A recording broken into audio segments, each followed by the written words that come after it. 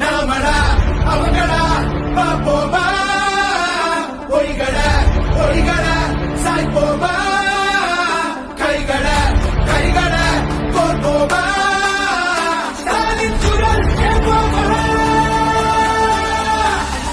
ஸ்டாலின் குரல் நமக்காகவே நம்மை காக்கவே ஸ்டாலின் குரல் எப்பையும் ஒலிக்கும் ஸ்டாலின் குரல்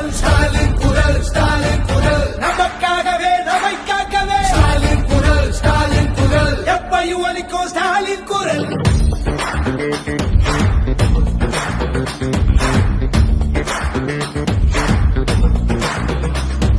சந்திரன் சூழ்ச்சி ஆரியனுக்கு தெரியும், இருட்ட கிழக்கிற வித்த நம்ம சூரியனுக்கு தெரியும், நம்ம கட்டுற வரிப்பணம் எல்லாம் நமக்குத்தானே வரணும், கேட்கும் போது தராதவனுக்கு தோல்விய பரிசா தரணும், காவி அடிக்கிற பாவிகளை தாவி ஓட விட. புதுக்கோட்டை வடக்கு மாவட்ட கழகத்தின் சார்பாக விராலிமலை மேற்கு கிழக்கு மத்திய ஒன்றியங்களின் சார்பாக நிதி ஒதுக்கீடு செய்வதில் தமிழ்நாட்டிற்கு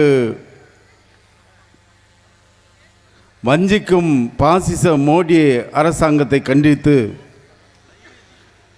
நடைபெறுகின்ற மாபெரும் பொதுக்கூட்டத்திற்கு தலைமையேற்று நடத்தி கொண்டிருக்கின்ற புதுக்கோட்டை வடக்கு மாவட்டத்தை மிக சிறப்பாக வழிநடத்தி திராவிட முன்னேற்றக் கழகத்தினுடைய கோட்டையாக இருக்கின்ற வகையில் தனது இயக்கப்பணியை செம்மைப்படுத்தி சட்டமன்ற தேர்தல், நாடாளுமன்ற தேர்தல், உள்ளாட்சி தேர்தல் என அனைத்து தேர்தலிலும் மகத்தான வெற்றியை திராவிட முன்னேற்றக் கழகத்துக்கு பெற்று தந்திருக்கின்ற இந்த கண்டன பொதுக்கூட்டத்தினுடைய தலைவர் மரியாதைக்குரிய அண்ணன் வழக்கறிஞர் செல்லபாண்டியன் அவர்களே, இந்த கூட்டத்தில் கலந்து கொண்டு சிறப்பு சேர்த்து கொண்டிருக்கின்ற அருமை பெரியவர்களே, நண்பர்களே, சகோதர சகோதரிகளே, தாய்மார்களே, பத்திரிகை மற்றும் ஊடகத்துறை நண்பர்களே, உங்கள் அனைவருக்கும் எனது வணக்கத்தை நான் அன்போடு தெரிவித்துக் கொள்கின்றேன்.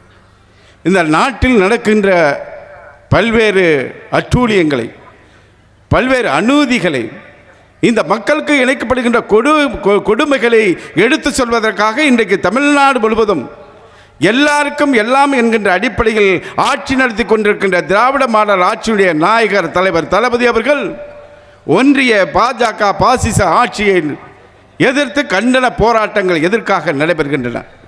தமிழ்நாட்டு மக்களுடைய அவருடைய உரிமைகள், அவர்களுக்கான சமூக நீதிகள், அவர்களுக்கான அரசு வேலைவாய்ப்புகள், அவர்களுக்கான பல்வேறு திட்டங்கள் இன்றைக்கு ஒன்றிய அரசால் புறக்கணிக்கப்படுவதை கண்டு இன்றைக்கு முதலமைச்சர் அவர்கள் வெகுண்டெழுந்து இந்த கண்டன போராட்டங்களை நடத்தி கொண்டிருக்கிறார்.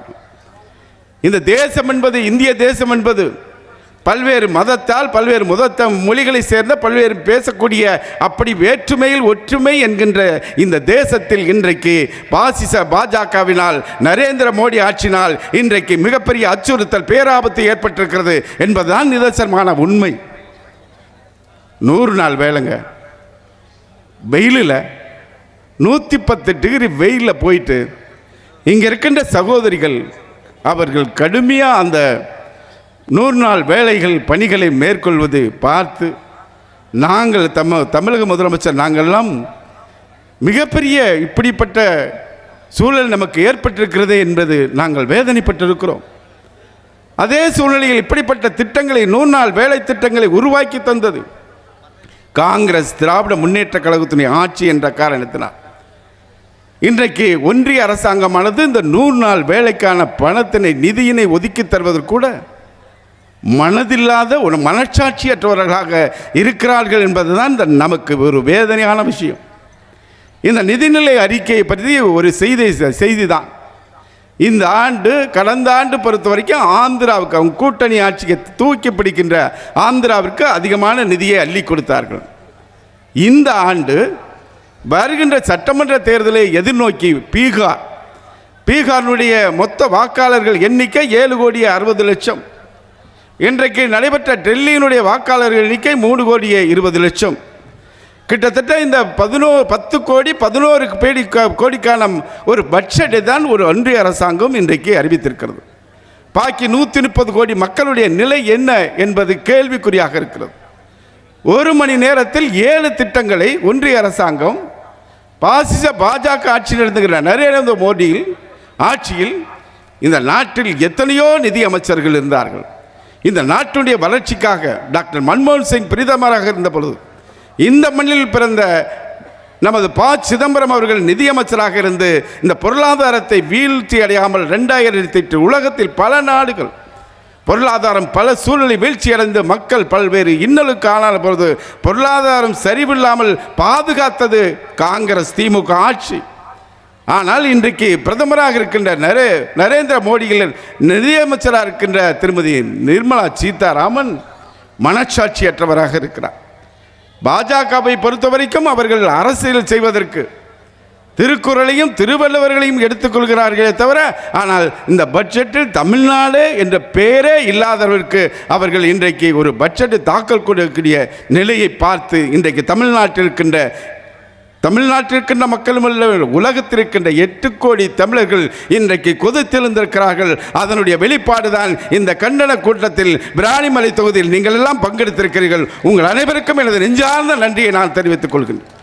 இந்த அளவிற்கு ஔவையார் ஒரு காலத்தில் பாடினார், வரப்புயர நீர் உயரும், நீர் உயர நெல் உயரும், நெல் உயர குடி உயரும், குடி உயர கோன் உயர்வான் என்று வள்ளுவர் ஔவையார் சங்க காலத்தில் பாடினார். மக்களால் கொடுக்கப்பட்ட அந்த வரி பணத்தின் மூலமாக மன்னர் ஆட்சி செல்கின்ற காலம் அந்த காலம். இன்றைக்கு ஜிஎஸ்டி பெட்ரோல் டீசல் போன்ற கொடிய வரிகளால் 28% ஜிஎஸ்டி வசூல் பண்றாங்க.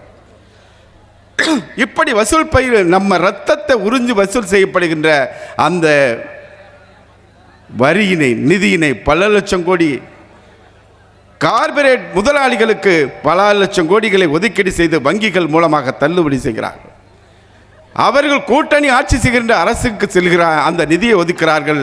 ஆனால் தமிழ்நாட்டுடைய வளர்ச்சிக்காக அவர்கள் எந்த திட்டத்தையும் நிறைவேற்றவில்லை என்பதை வேதனையாகத்தான் இந்த கண்டன கூட்டம் நடைபெற்றுக் கொண்டிருக்கிறது. இது ஒன்றும் இல்லைங்க, நம்ம படிக்கிற பிள்ளைகள் கர்மவீரர் ஐயா காமராஜர் பள்ளிகளுக்கு திறந்தார். தொடக்க பள்ளியினுடைய பொற்காலமாக அமர்ந்தது. முத்தமிழக தலைவர் கலைஞர் அவர்கள் உயர் கல்வியை கல்லூரி கல்வியை உருவாக்கி தமிழ்நாடு முழுவதும் பல்வேறு இடங்களில் கல்விக்கான வளர்ச்சியை வித்திட்டவர் முத்தமிழக தலைவர் கலைஞர் அவர்கள். இன்றைக்கு இருக்கின்ற நம்ம முதலமைச்சர் இல்லம் தேடி கல்வி மூலமாக 27 லட்சம் பிள்ளைகளுக்கு வீட்டுக்கே ஆசிரியர்கள் அனுப்பி கல்வித்துறையில் மிகப்பெரிய புரட்சி ஏற்படுத்திய தமிழ்நாடு முதலமைச்சர். ஆனால் அப்படிப்பட்ட அந்த பள்ளிக்கல்வித்துறைக்கு ஒன்றிய அரசாங்கம் வழங்க வேண்டிய கிட்டத்தட்ட 2100 கோடி ரூபாயை பணத்தை நிதியை பிரிவிக்காமல் அவர்கள் வைத்திருக்கிறார்கள். புதிய கல்விக் கொள்கையை ஏற்றுக்கொண்டால்தான் இந்த நிதி ஒதுக்கீடு செய்யப்படும் என்று சொன்னால் ஏழை எளிய மாணவர்கள் படிக்க வேண்டிய கல்விக்கும் இன்றைக்கு அநீதி இழைக்கின்ற பாஜக ஆட்சி என்பதை மறந்து விடாதீர்கள். பீகாரை பொறுத்த வரைக்கும் 7 திட்டங்கள் அறிவித்திருக்கிறார்கள். உணவு பதப்படுத்தக்கூடிய தேசிய உணவு தொழில்நுட்ப திட்டம்,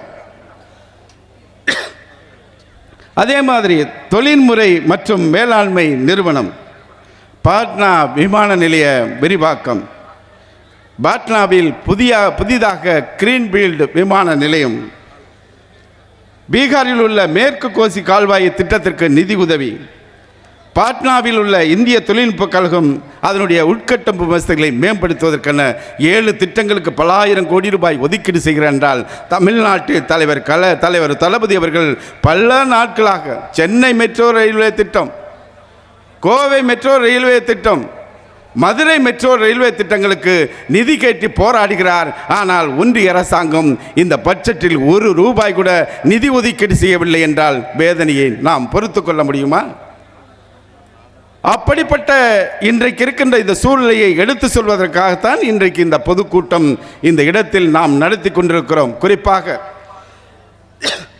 ஒரு சட்டமன்ற உறுப்பினர் என்பவர் அந்த தொகுதியுடைய மக்களுக்காக பணியாற்ற வேண்டும். இந்த தொகுதியுடைய சட்டமன்ற உறுப்பினர் முன்னாள் அமைச்சராக இருந்தவர், இன்றைக்கு சட்டமன்ற உறுப்பினராக இருக்கக்கூடியவர். அவர் இந்த சட்டமன்ற உறுப்பினர் பணியை அவர் ஏதாவது நிறைவேற்றுகின்றார் என்றால் கிடையாது. அவர் கடந்த ஆண்டு சட்டமன்ற உறுப்பினர் நிதியில் போன வருஷம் ஒதுக்கீடு செய்யப்பட்ட 3 கோடி ரூபாயில் இன்னைக்கு வரைக்கும் 45 லட்சம் ரூபாய் செலவே செய்யலை. இந்த ஆண்டு ஒதுக்கீடு செய்யப்பட்ட 3 கோடி ரூபாயில் 1 கோடியே 30 லட்சத்துக்கு மேலே செலவே செய்யலை. மக்களை பற்றி கவலையே அவருக்கு இல்லை. சிந்தித்து பாருங்கள். அவர் மருத்துவர், அவருடைய பிள்ளை மருத்துவராக படிக்க வேண்டும். ஆனால் வெளி உலகத்திற்கு ஜல்லிக்கட்டு மாடு தேவைதான். மாடை பாட்டு வேஷம் காட்டுவது, இப்படிப்பட்டவர்களை எதிர்காலத்தில் நம்பாதீர்கள். திராவிட முன்னேற்ற கழகத்தின் ஆட்சிதான் இன்னும் ஒரு 25 ஆண்டு காலத்திற்கு. ஆக இந்த தேர்தலில் மிகப்பெரிய புரட்சியை புதுக்கோட்டை மாவட்டத்தில் விராலிமலை தொகுதியில் 50,000க்கும் மேற்பட்ட வாக்குகள் வித்தியாசத்தில் ஒரு மிகப்பெரிய வெற்றியை தேடித்தாருங்கள். எதற்காக வெற்றி, எதற்காக கேட்கிறோம்? தொடர்ந்து தோல்வியடைந்த தொகுதி தான் விராலிமலை. ஆனால் இந்த தொகுதிக்கான உங்கள் தொகுதியில் முதலமைச்சர் திட்டம் மூலமாக 7 திட்டங்களை நிறைவேற்றி தந்திருக்கிறார். விராலிமலை தொகுதிக்கான பல்வேறு மருத்துவமனை கட்டிடங்களை நமது மருத்துவத்துறை அமைச்சர் அவர்கள் கட்டி தந்திருக்கிறார். உள்ளாட்சி மூலமாக பல்வேறு திட்டங்கள். நான் இந்த தேர்தல் பகுதியில் பிரச்சாரத்துக்கு வந்த பொழுது நிறைய இடங்களில் மக்கள் வைத்த கோரிக்கைகளை மாவட்ட ஆட்சித்தலைவர் சம்பந்தப்பட்ட அதிகாரிகளுக்கு தெரிவித்து சாலை வசதி இது போன்ற வழங்க வேண்டும் என்று சொல்லியிருக்கிறேன். இப்படிப்பட்ட இந்த ஆட்சியினுடைய திட்டங்கள் செயல்பாடு நம் பிள்ளைகள், நாம் விடியல் பேருந்து பயணத்தை நாம் பயன்படுத்துகிறோம். அதே மாதிரி நான் முதல்வன் திட்டம் நம் பிள்ளைகளுக்கு 1000 ரூபாய் மாதம், வருஷம் 12,000. புதுமை பெண் திட்டம் மாதம் வருஷம் 12,000 பெறுகின்ற திட்டம். இப்படிப்பட்ட திட்டங்களை செயல்படுத்தி காட்டக்கூடிய தமிழக முதலமைச்சருக்கு இந்த தேர்தலில் நாம் நன்றி செலுத்த வேண்டும் என உங்களை நான் கேட்டுக்கொள்கின்றேன். அதே மாதிரி இன்றைக்கு தமிழ்நாட்டில், இந்தியாவில் இருக்கின்ற எந்த மாநிலத்திலும் இல்லாத அளவுக்கு கலைஞர் மகளிர் உரிமை தொகை என்கின்ற மகத்தான திட்டத்தை தமிழ்நாடு முதலமைச்சர் அவர்கள் உருவாக்கி தந்தார். அந்த திட்டத்தின் மூலமாக இன்றைக்கு 1 கோடியே 17 லட்சம் குடும்ப தலைவிகளுக்கு இன்றைக்கு கலைஞர் மகளிர் உரிமை தொகை திட்டம்.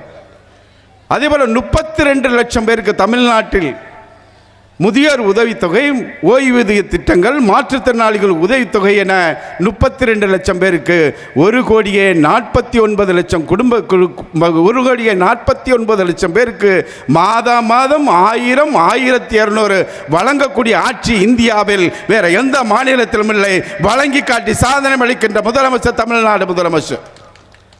நமது இந்த கலைஞர் மகளிர் உரிமை திட்டத்தை செயல்படுத்தி காட்டிய தமிழ்நாட்டுடைய துணை முதலமைச்சர், வருங்கால தமிழகத்துடைய நம்பிக்கையாக நட்சத்திரமாக இருக்கின்ற தமிழ்நாட்டின் மக்களுடைய இதயங்களில் நீங்கா இடம் பெற்றிருக்கின்ற ஒரு ஈர்ப்பு சக்தியாக விளங்குகின்ற துணை முதலமைச்சர் அவர்கள்தான் இந்த விராலிமலை தொகுதியில் இருக்கின்ற கிட்டத்தட்ட 56,000 குடும்ப தலைவிகளுக்கு மாதம் 1000 வழங்குகின்ற திட்டத்தை செயல்படுத்தி காட்டியவர் தமிழ்நாடு முதலமைச்சர் அவர்கள். அந்த திட்டத்தின் மூலமாக பயன்களை உங்களுக்கு கொண்டு வந்து சேர்த்தவர்கள் இந்த மேடையில் இருக்கிறார்கள். நன்றி மறப்பது நன்றன்று, நன்றல்லது அன்றே மறப்பென்று 2000 ஆண்டுகளுக்கு முன்பே வள்ளுவன் சொல்லி இருக்கிறான். நன்றியோடு இந்த தேர்தலில் பாசிச பாஜகவை வீழ்த்துவதற்கும் கள்ள கூட்டணி அமைத்திருக்கின்ற அதிமுகவை வீழ்த்தி வீட்டுக்கு அனுப்புகின்ற வகையில் வருகின்ற சட்டமன்ற தேர்தலில் 2026 அத்தனை பேரும் ஒன்று திரண்டு ஓரணியாக நின்று உதயசூரியனில் வாக்களிப்போம் என்ற உறுதியை இந்த இடத்தில் நீங்கள் மேற்கொள்ள வேண்டும். அப்படி அடுத்து திராவிட முன்னேற்ற கழகத்துடைய ஆட்சிதான், அடுத்த தமிழ்நாட்டுடைய முதலமைச்சர் தலைவர் தளபதி தான். அப்படி ஆட்சி அமைகின்ற பொழுது விராலிமலை தொகுதியினுடைய மக்களுடைய திட்டங்களை இந்த தொகுதிக்கு கொண்டு வருகின்றவர் ஒரு திராவிட முன்னேற்ற கழகத்தினுடைய தொண்டனை சட்டமன்ற உறுப்பினர் ஆக்கி தாருங்கள் என கேட்டு நிறைவு செய்கிறேன். நன்றி, வணக்கம்.